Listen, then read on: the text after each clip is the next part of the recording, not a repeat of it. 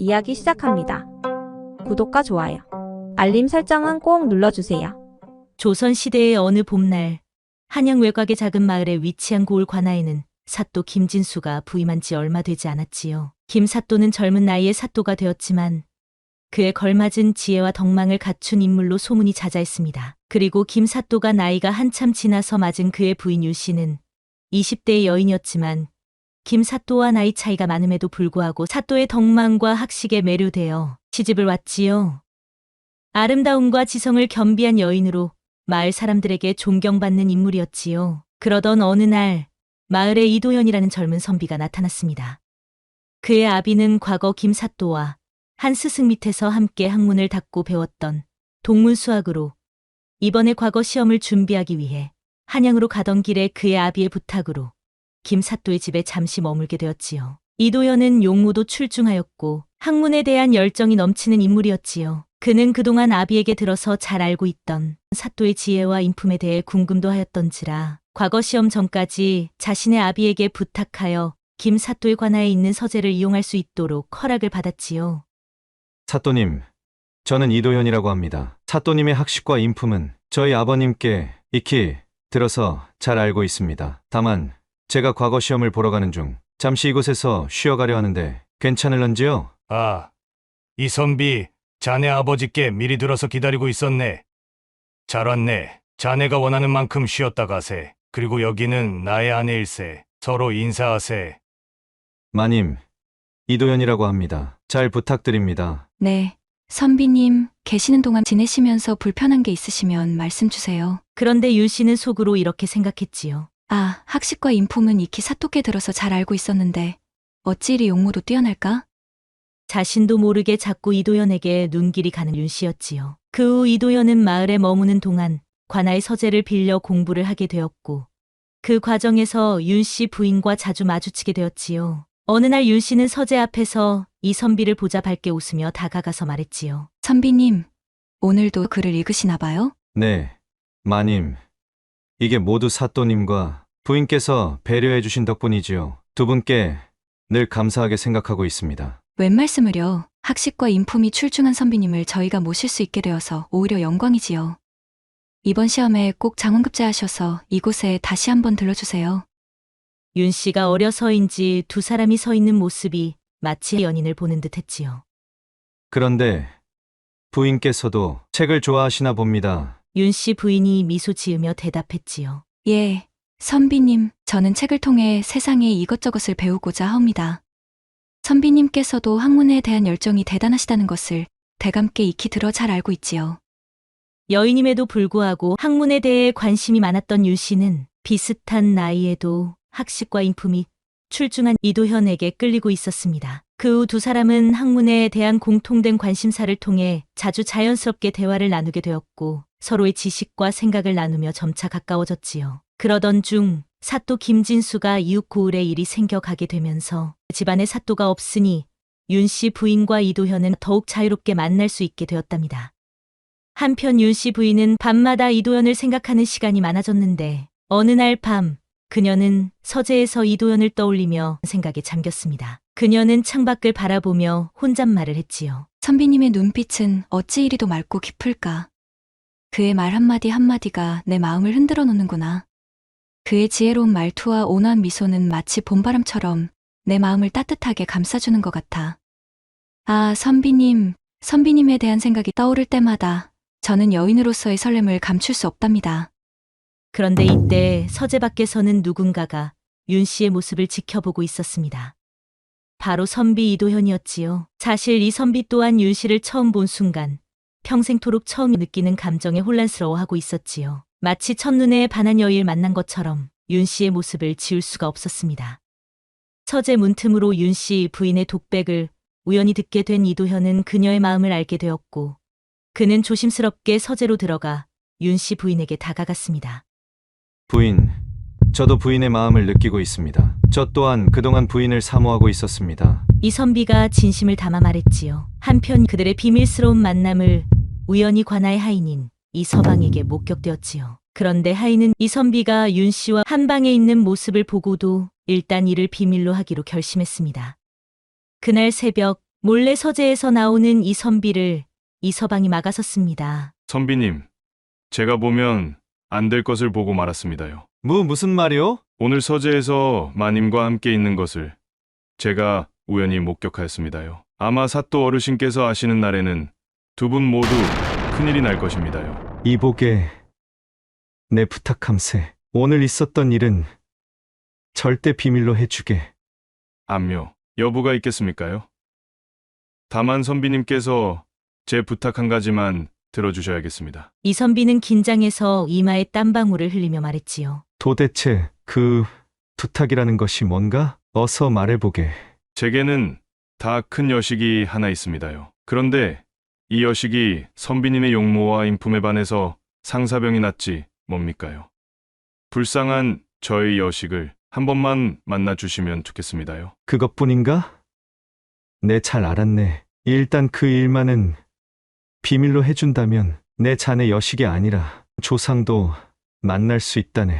자네가 일러주는 날짜에 맞춰 만나줌세. 그러자 하인은 이도현의 말에 웃으며 말했지요. 선비님, 고맙습니다요. 제가 오늘 있었던 일은 죽을 때까지 비밀로 하겠습니다요. 이달 보름에 만나보실 수 있도록 제가 여식에게 미리 일러두겠습니다. 결국 이도현은 하인의 요청을 받아들였지요. 그렇게 며칠이 흐르자 이도현은 하인의 딸을 만나러 가는 날 마음이 무거웠지요. 윤 씨 부인을 사랑하는데 하인의 딸을 만나러 가는 것이 옳은 일인지 고민이 되었지요. 약속 장소에 도착한 이도현은 하인의 딸 순이를 만났지요. 순이는 수줍음이 많고 순진한 아가씨였지만 그녀의 눈빛에는 호기심이 가득했습니다.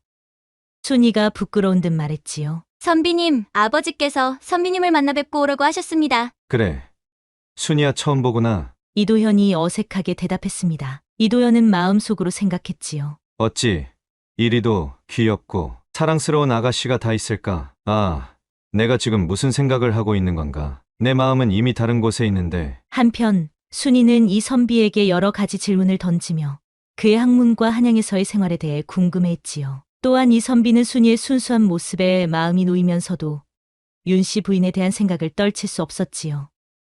한편 윤 씨 부인은 이선비가 이서방의 딸을 만나러 갔다는 소식을 우연히 듣게 되었지요. 그녀는 마음이 복잡해졌고 이선비와의 만남이 드러날까 두려움에 휩싸였습니다. 윤 씨는 이선비를 믿고 싶었지만 상황이 그녀를 불안하게 만들었지요. 아, 선비님이 다른 여인을 만나러 갔다니. 그가 나를 잊지는 않았겠지? 하지만 왜 이리도 질투가 나는 걸까?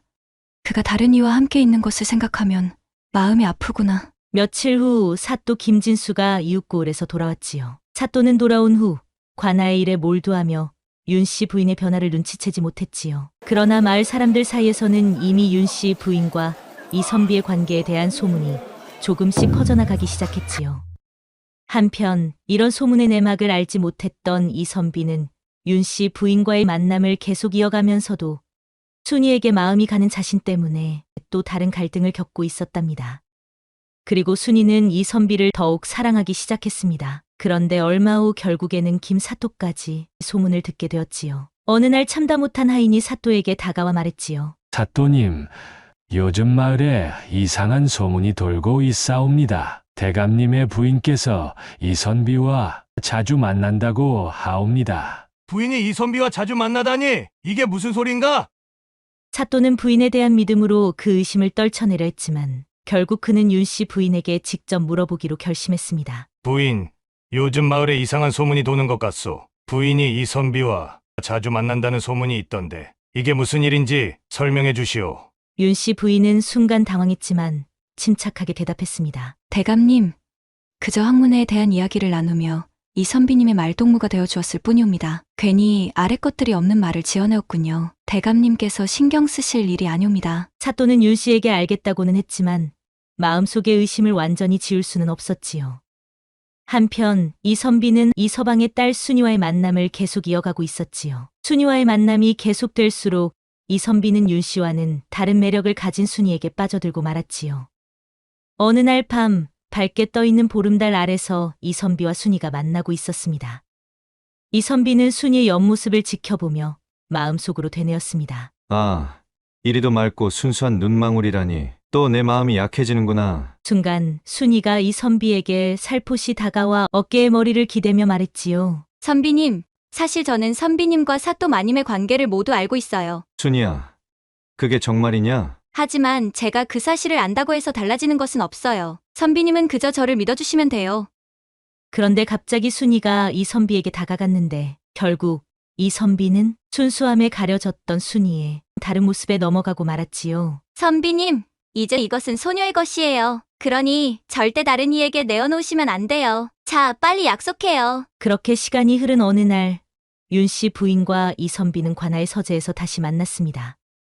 윤 씨는 혹시나 사또가 모든 사실을 알게 될까봐 불안한 마음이 앞섰지만 이도현의 모습을 보자 그의 손을 꼭 붙잡고 말했지요. 선비님, 왜 절 찾지 않으시는지요? 저는 매일 밤이 두렵고 불안하여 선비님을 너무나 뵙고 싶었답니다. 이선비는 윤 씨의 손을 잡고 잠시 이야기했습니다. 부인, 당분간은 우리의 만남을 자제해야 할 것 같소. 아무래도 사또께서 우리의 일을 알고 있는 듯하니 조심해야 하오. 그런데 두 사람이 이야기를 나누고 있을 때 이 모습을 지켜보는 이가 있었답니다. 이번에도 관아의 그 하인에게 목격되었지요. 이번에는 제대로 걸렸구나.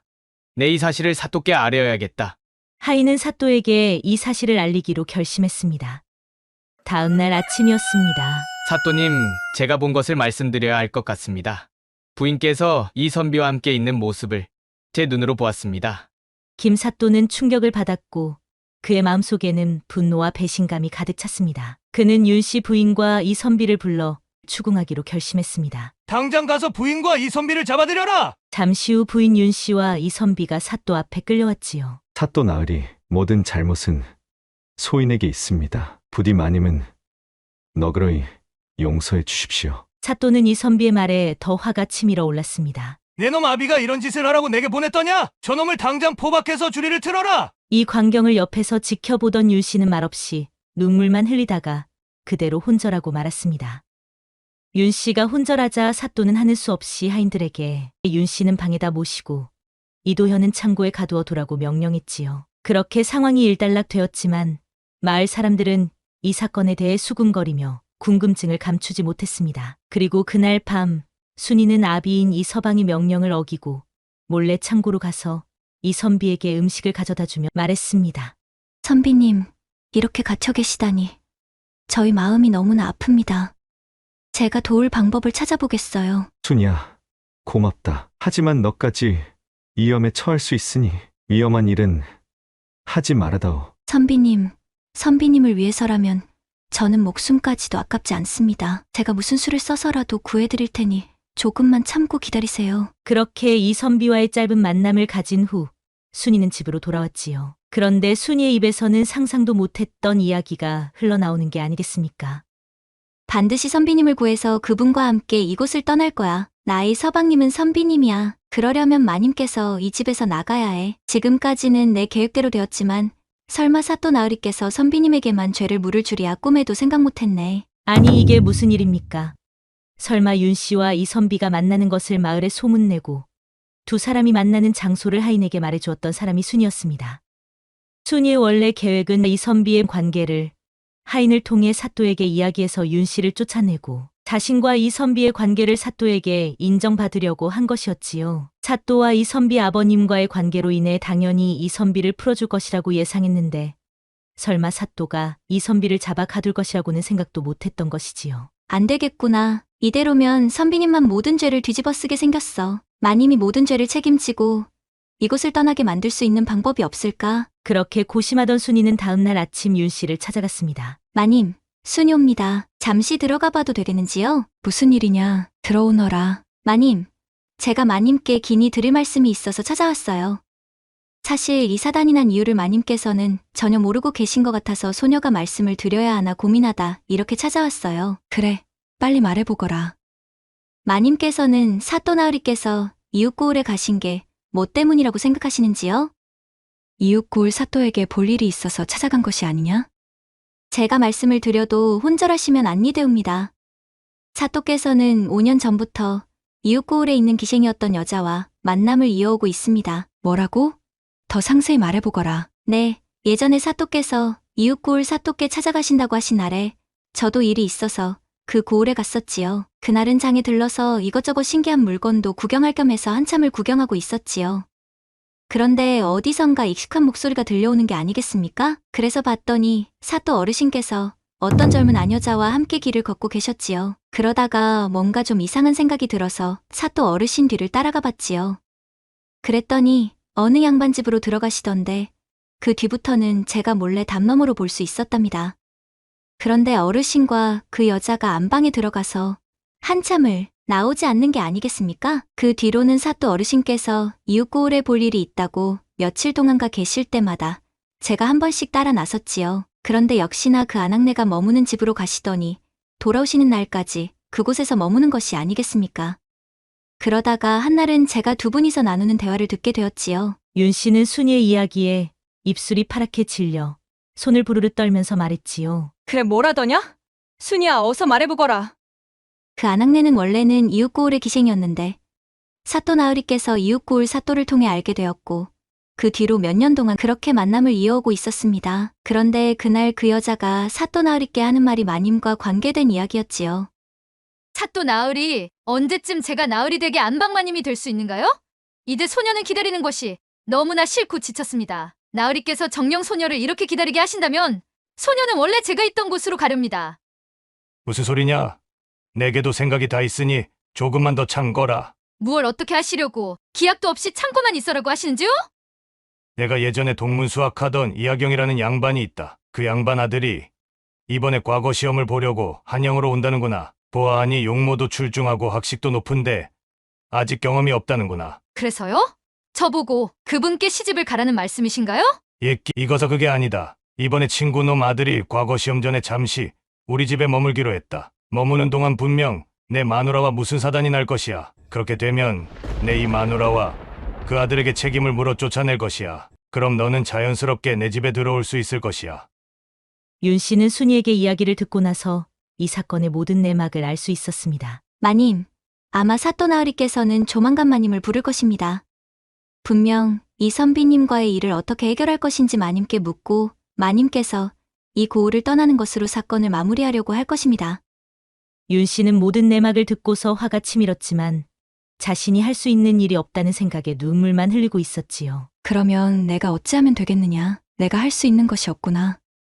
그 순간 순이가 윤 씨에게 말했습니다. 마님, 제게 좋은 생각이 있습니다.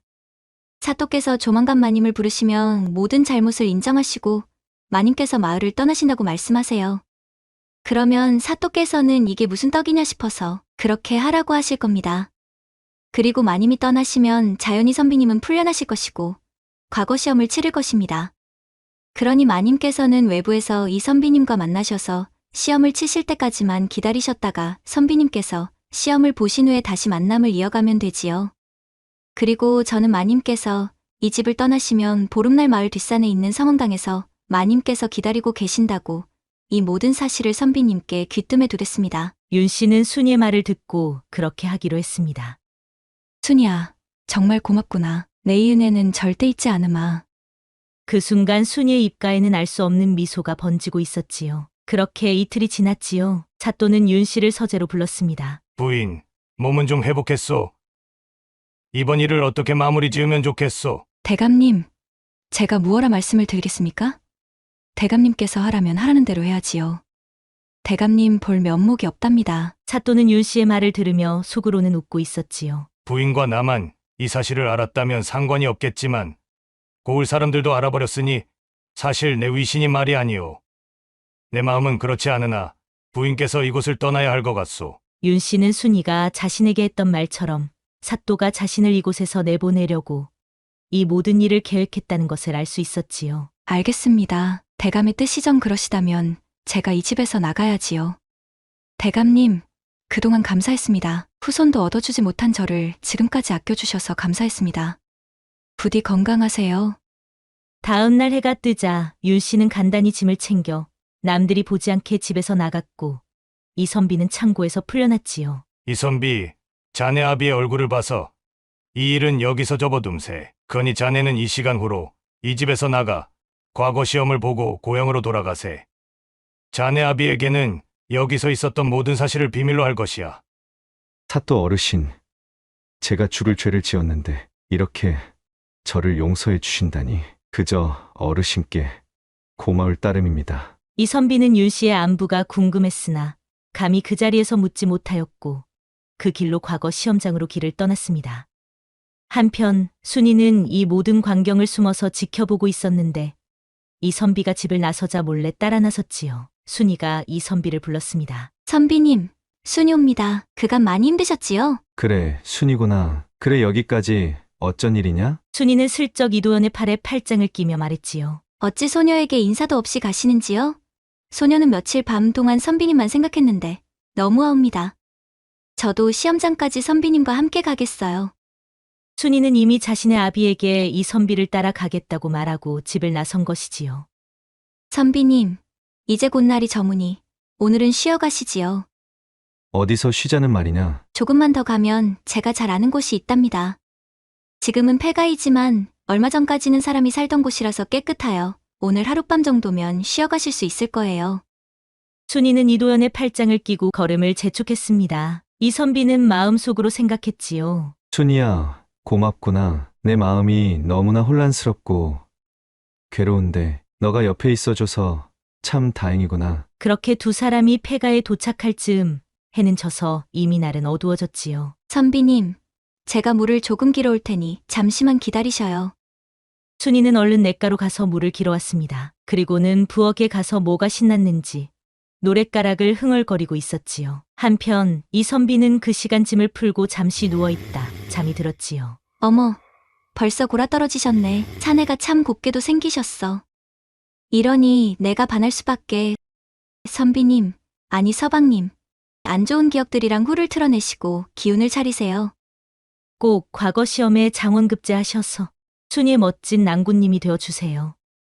한편 순이의 말만 철떡같이 믿고 집을 떠났던 윤 씨는 성흥당에서 이선비를 기다리고 있었습니다. 벌써 날도 어두워졌는데 선비님은 왜 오시지 않으시지? 순이의 말대로라면 선비님께서 도착하고도 남았을 시간인데. 그런데 이게 무슨 일입니까? 윤 씨는 같은 시각 이선비가 순이와 보내고 있다는 사실을 전혀 모르고 있었답니다. 그런데 윤 씨는 이선비를 기다리고 있다니요? 그런데 잠시 후 성흥당 뒤쪽에서 여러 명의 인기척이 들리는 것이 아닙니까? 오라, 우리 마님께서 이 시간에 누추한 곳에서 누구를 그렇게 애타게 기다리실까? 누구냐니? 부인이 그렇게 애타게 기다리고 있는 이선비가 아니라서 놀라셨나? 이선비는 절대 이곳에 올 일이 없으니 그만 포기하시오. 갑자기 나타난 무리들은 윤 씨에게 다가갔습니다. 이놈들, 무슨 짓이냐? 내가 누군 줄 아느냐? 잘 알다마다요. 이 고을 사또에게 버려진 윤씨 마님 아니신가요? 그게 무슨 말이냐? 더 자세한 내용을 알 필요 없으니 그 입은 이제 다물고 계시오. 그렇게 무리들은 겁만 주고 쫓아버리라던 순이와의 약속을 어길 생각이었지요. 순이야, 우리 같은 놈들에게 좋은 선물을 줘서 고맙구나. 윤 씨는 방금 순이라는 이름을 듣고서는 금세 정신을 차릴 수 있었습니다. 방금 무엇이라 했느냐? 순이라고 했느냐? 그렇다. 너는 정말 어리석구나. 이 모든 게 사또와 순이의 계략인 것을 아직도 모르고 있다니 참으로 어리석구나. 윤 씨는 이들의 말을 듣는 순간 눈에서 피눈물을 흘렸습니다. 이 모든 게 순이와 사또의 계략이었다니 하늘도 정말 무심하시지. 그날 밤 무리들이 돌아간 후 윤 씨는 모든 것을 체념한 채 성흥당에 누워 초점 없는 눈으로 지붕이로 뚫린 하늘만 쳐다보고 있었지요. 그래, 여기까지야. 기선비님, 이승에서의 우리 사랑은 여기까지인가 봅니다. 부디 원하시는 바를 꼭 이루시고 건강하세요. 소녀는 먼저 가서 기다리겠습니다. 그날 밤 윤 씨는 그렇게 생을 마감했지요. 한편 그 시간 사또의 댁에서는 사또가 데려온 이웃 고을 기생의 깔깔거리는 웃음소리가 담장 너머까지 들려오고 있었습니다. 대감, 이렇게 쉽게 해결할 것을 5년이나 기다리게 하시다니 너무하셨습니다. 어허, 내가 얼마나 고생했는지 너는 모를 것이다. 이렇게 순조롭게 해결할 수 있었던 것도 모두 순이라는 여식 때문이야. 비록 그 여식에게 들어간 돈이 제법 많지만 그건 어쩔 수 없는 것이지. 대감, 그 순이라는 여식도 참 대단하옵니다. 어떻게 그런 머리가 돌아가는지 저는 이 모든 내막을 듣고 깜짝 놀랬지 뭡니까? 그게 말이다. 순이 그것이 이 선비를 그렇게 사랑하게 될 줄이야. 나도 그것까지는 생각지 못했는데 아무튼 순이 그것이 참 대단해. 대감, 그런데 유 씨는 지금 어떻게 되었을까요? 설마 충격에 정신줄을 놓아버린 것은 아니겠지요? 무슨 상관인가? 나는 이제 너만 있으면 된다니까. 얼른 옆으로 오너라. 한편 과거 시험의 장원으로 급제한 이선비는 순이에게 돌아와 소식을 전하였고 순이는 누구보다 기뻐하였지요. 서방님, 정말 장하십니다. 장하세요. 아니요. 이 모든 것이 순이 당신 덕이요. 내 이번에 고향에 가면 아버님께 여쭈어 당장 혼인식을 거행할 것이요. 그날 밤 이선비는 순이가 거처하는 곳에서 하루를 보내었고 두 사람은 혼례식은 치르지 않았으나 이미 부부의 연을 맺은 사이였지요. 그렇게 밤은 깊어갔지요. 한편 장원에 급제한 이선비는 종육품 의금부의 도사관직을 받게 되었는데 이는 추국 과정에서 죄인의 죄를 묻고 압송 등을 담당하지요. 그런데 우연히 한양의 높은 분의 분부가 이선비에게 당도했습니다. 이선비가 고향으로 가기 전에 잠시 한양 인근에 있는 어느 고을에 가서 죄인의 추국해야 한다는 것이었지요. 죄인들의 악행이 너무나 악랄하여 빠른 시일 안에 이들의 죄를 고하고 압송을 담당하라는 명이 떨어진 것이지요. 며칠 후 이선비는 그 고을에 관하에 도착했습니다. 여봐라! 죄인들을 불러들여라! 그리고 이놈들의 죄를 낱낱이 고하여라! 그러자 한 무리의 죄인들이 끌려나와 이선비 앞에 꿀려졌지요. 그런데 보통은 죄인들이 의금부 도사 앞에 서면 억울하옵니다. 또는 저는 죄가 없사옵니다 라고 하지만 이 무리들은 워낙 지은 죄가 커서 자신들의 죄를 모두 인정하는 듯 했지요. 그렇게 무리들의 죄가 낱낱이 고해지는 가운데 이선비가 알고 있는 이름이 하나 있었지요. 바로 이선비가 사랑했던 윤씨의 이름이었습니다. 여봐라! 방금 어느 고을에 누구라고 했느냐? 이놈들이 그 여인을 어떻게 하였다고 하였느냐? 네, 나으리. 이놈들이 과거에 윤씨라는 이웃 고을의 사또 마님께 몹쓸 짓을 하여 돌아가셨습니다. 그런데 이 사건이 밝혀질 수 있었던 게 윤씨 부인이 돌아가시기 전에 모든 내용을 상세히 기록하여 품에 간직하고 있었기에 죄를 밝힐 수 있었습니다요. 이선비는 모든 자초지종을 듣고 나서 분노했습니다. 그리고 이 무리들의 자백으로 그토록 그리워했던 윤씨가 누구의 소행으로 억울하게 운명을 달리했는지 알게 되었습니다. 이선비는 분노하며 말했지요. 당장 이것들을 옥에 가둬라! 그리고 이웃 고을에 가서 김사또를 잡아들이고 내가 머무는 처소에 가서 준이라는 여인을 데려오거라! 그리고 이선비는 모든 사람을 물리고 잠시 생각에 잠겼습니다. 마님, 제가 어리석었습니다. 바보 같은 저 때문에 그렇게 쓸쓸히 가셨군요. 얼마나 기다렸을꼬, 얼마나 무서웠을꼬. 다음 날 날이 밝자 관아에는 이웃 고을 사또가 불려와 있었고 의금부의 대감님께서 어찌하여 저를 부르셨습니까? 김 사또는 겉으로는 당당했지만 없는 죄도 만들어낼 수 있다는 무시무시한 의금부 높으신 양반이 자신을 불렀다는 것만으로도 속으로는 벌벌 떨고 있었지요. 내 놈이 감히 그런 죄를 짓고도 잘 살 수 있을 것이라고 생각하였더냐? 대감님, 무슨 말씀이옵니까? 소인은 대감께서 무슨 연유로 그러시는지 모르겠사옵니다. 너희 처인 윤씨는 어떡하고 기생을 불러들여 살고 있느냐? 사또는 의금부의 높은 어른이 어떻게 전처인 윤씨 이야기를 꺼내는지 의아했지요. 대감님, 저의 처는 병으로 일찍 세상을 떠났고 저는 병이 들어 옆에서 병간호를 해줄 일을 드린 것뿐입니다. 이도현은 주먹으로 의자를 치며 말했지요. 내 놈이 그러고도 한 고을을 다스리는 사또란 말이냐? 기생에게 놀아나 자신의 처를 비참하게 죽게 만든 이가 겨우 한다는 소리가 병이 들어서 세상을 떠났다고? 저놈을 당장 묶어서 곤장을 쳐라! 사또는 고통에 몸부림쳤고 연신 소리를 질러대다 혼절했다가 정신을 차리기를 반복했지요. 나으리, 도대체 무슨 연유로 제게 이러십니까? 그러자 이선비는 사또에게 말했지요. 내 놈이 그러고도 죄가 없다고 우기는 것이냐? 그제서야 사또는 일이 잘못된 것을 알아채고 하는 수 없이 모든 사실을 털어놓을 수밖에 없었지요. 당장 저놈을 옥에 가두고 순이를 대령하여라! 이도현은 부채로 얼굴을 가린 채 앉아 있었는데 순이는 관병들에게 끌려와 이도현 앞에 섰지요. 자신이 왜 잡혀왔는지 앞에 있는 부채로 얼굴을 가린 이가 누군 줄도 몰랐지요. 나라, 이것들아! 내가 누구의 부인인 줄 알고 이러느냐? 서방님이 알면 내 놈들 목이나 만하지 않을 것이야! 조용히 하지 못할까? 너는 이 자리에 무슨 연유로 잡혀왔는지 정녕 모른단 말이야. 나으리, 이게 무슨 일이십니까? 소녀에게 이러시면 곤란합니다. 소녀의 부구는 의금부에 높으신 어른이십니다. 이게 도대체 어찌된 일입니까? 닥쳐라. 내가 무슨 일을 저질렀는지 내 입으로 말하지 않으면 지금 당장 무서운 꼴을 볼 것이야. 네가 이곳으로 오기 전에 옆 고을의 김사또 댁에서 무슨 일을 저질렀는지 다 알고 있느니라. 그러니 너도 입이 있거든 내 입으로 말해보거라. 제가 무슨 일을 저질렀다고 그러십니까? 정녕 죄가 없단 말이냐. 여봐라.